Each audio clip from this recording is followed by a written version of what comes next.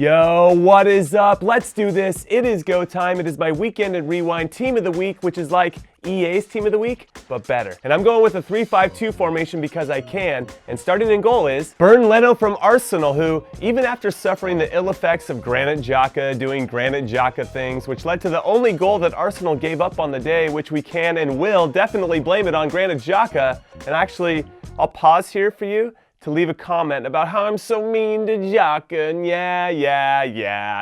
Go ahead. You can type that in now. Do you feel better?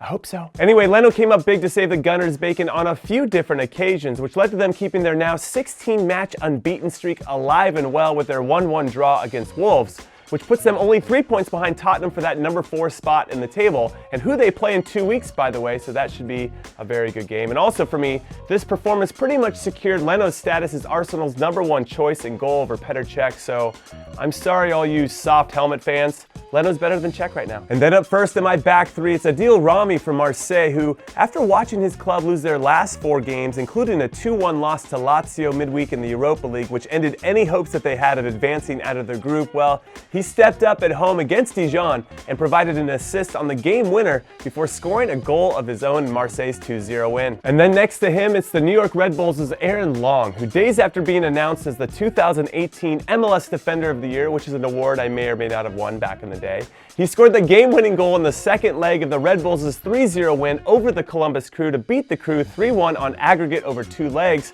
which puts the Red Bulls into the MLS Cup playoff semifinals versus Atlanta United, who looked excellent, by the way, throughout their 4-1 aggregate scoreline over 2 legs to beat NYCFC. Which means the Final Four, if you're not keeping track at home, is my beloved Sporting Kansas City versus the Portland Timbers and the Red Bulls versus Atlanta United, which means my prediction of KC versus the Red Bulls in the final is almost true. And then finally in the other defensive spot, it's Junior Firpo the Po from Real Betis, who in his attacking left back position scored the opening goal against Barcelona and then assisted on the last one in Betis's dominating 4-2 win over the league leaders, who hadn't lost a game at home in all competitions since August 2017, and it's the first time that they've given up 4 goals in a game at the Camp Nou since 1993. And not only is that a testament to Junior's excellent performance, but also to his manager Quique Setien, who has an awesome name, by the way, and who's also the only manager to mastermind wins away from home at the Santiago Bernabeu and Camp Nou in La Liga in the last 10 seasons, and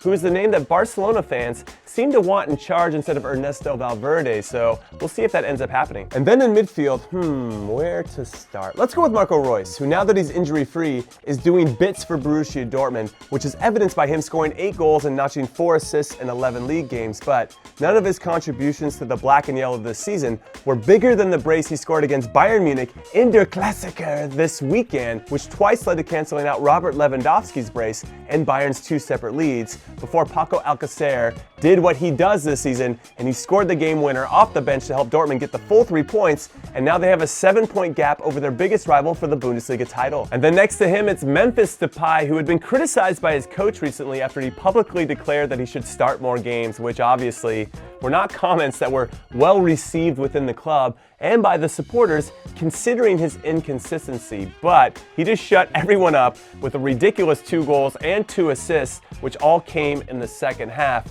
and Lyon's 4-2 win over Guingamp. And I am not kidding.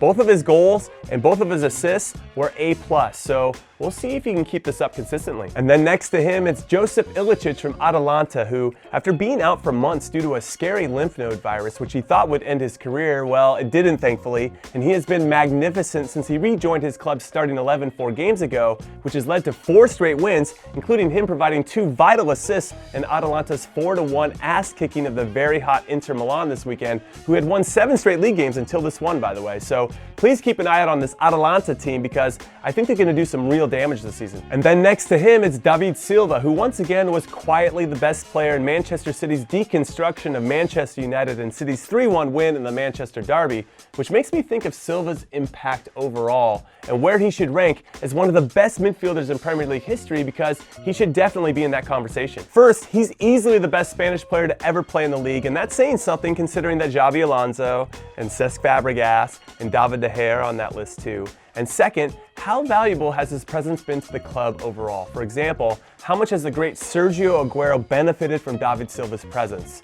I would say quite a bit. And third, no midfielder has won more league titles since his arrival in England in 2010 than him, and he did it under 3 different managers, and I find that to be very impressive. So I hope that he's considered in the conversation when his career is done, because he should be. And then finally, for my last midfielder, it's Pity Martinez, the number 10 from River Plate, who was pulling the strings for River in the first leg of the Copa Libertadores final against their hated rivals Boca Juniors, which ended 2-2, by the way, in case you didn't see it, after River fought back twice against Boca at La Bombonera to earn the draw. Also, to give you a frame of reference, this matchup is like Rangers versus Celtic facing each other over 2 legs in the Champions League final. That's how massive these 2 games are for these 2 clubs. And for me, Pity, who, fun fact for you, is leaving for Atlanta United after the Argentinian season is over, well, he was the most influential player in the game, so we'll see how he performs in leg 2 in 2 weeks' time at El Monumental, where River play. And then up top, I wanted to say Edinson Cavani after he scored a hat-trick in PSG's 4-0 win over Monaco, but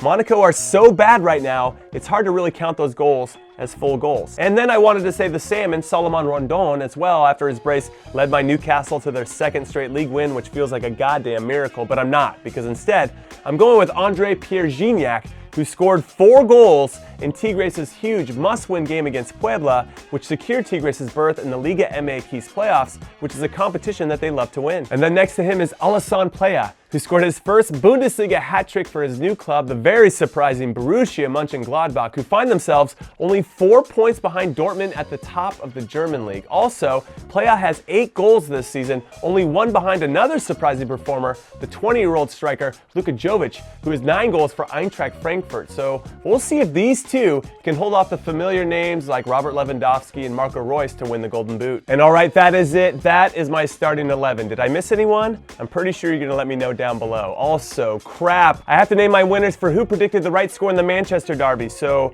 hold on a second, I'll be right back.